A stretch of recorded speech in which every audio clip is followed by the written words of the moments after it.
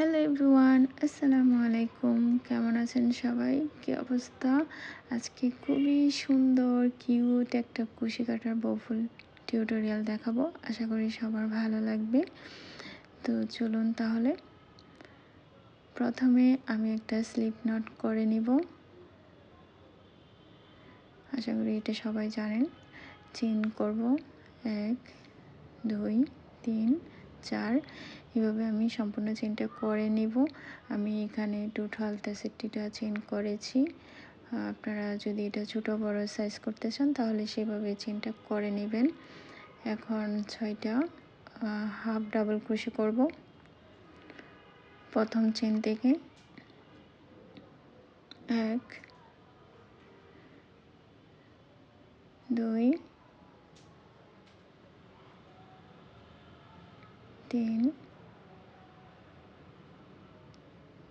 4 5 6। এরপরে চেইনে 6টা single crochet করব। এখন আবার 16টা হাফ ডাবল ক্রোশে। 16টা করার পরে 6টা সিঙ্গেল ক্রোশে করব। 1 2, এটা করে নিয়েছি আমি অফলাইনে। এখন আবার 16টা হাফ ডাবল ক্রোশে করব।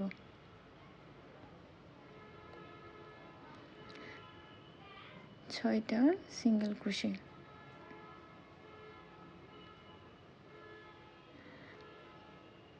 6টা হাফ ডাবল ক্রোশে করে নিলাম। তো এইভাবে আমি কাজটা করে নিয়েছি। এখন একটা চেইন করে জাস্ট এটা ঘুরিয়ে নিব। চেইনের ব্যাক সাইডে সুতা থেকে 6টা হাফ ডাবল ক্রোশে করব, 6টা সিঙ্গেল ক্রোশে করব।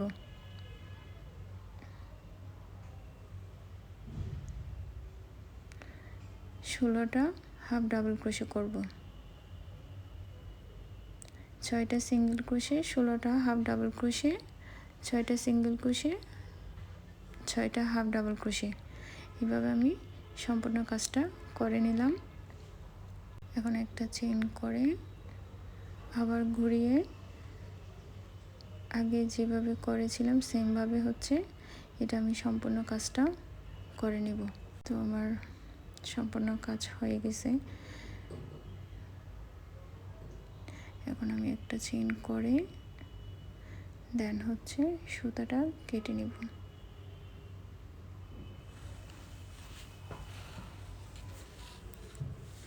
সুতাটা একটু হাইড করে দিব যাতে দেখতে ভালো না লাগে।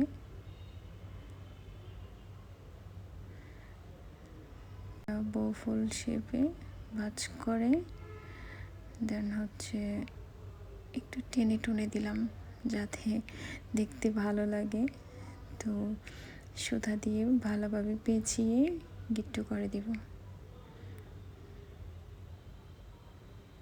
দেখতে এত বেশি কিউট লাগে। বাসায় যদি বেবি থাকে তাহলে এগুলো বানানোর পরে ক্লিপসে লাগিয়ে দিতে পারেন, হেয়ার ব্যান্ডে লাগিয়ে দিতে পারেন, খুবই সুন্দর লাগে। তো আমি যে 2টা বানিয়েছি এগুলো আম্মুর চাবি রিংয়ে বেঁধে দিয়েছি। খুবই কিউট লাগে দেখতে। এখন একটু শক্ত করে গিট্টু করে দিব যাতে এটা খুলে না যায়। গিট্টু করার পরে সুতাটা হাইড করে দিবেন, দেখতে আরও বেশি ভালো লাগবে। এই যে ফাইনালি হয়ে গেল কিউট একটা বউ ফুল। কত যে কিউট লাগে। তো আশা করি সবার ভিডিওটা ভালো লাগবে। অবশ্যই লাইক কমেন্ট করবেন। সবাই ভালো থাকবেন। আল্লাহ হাফেজ।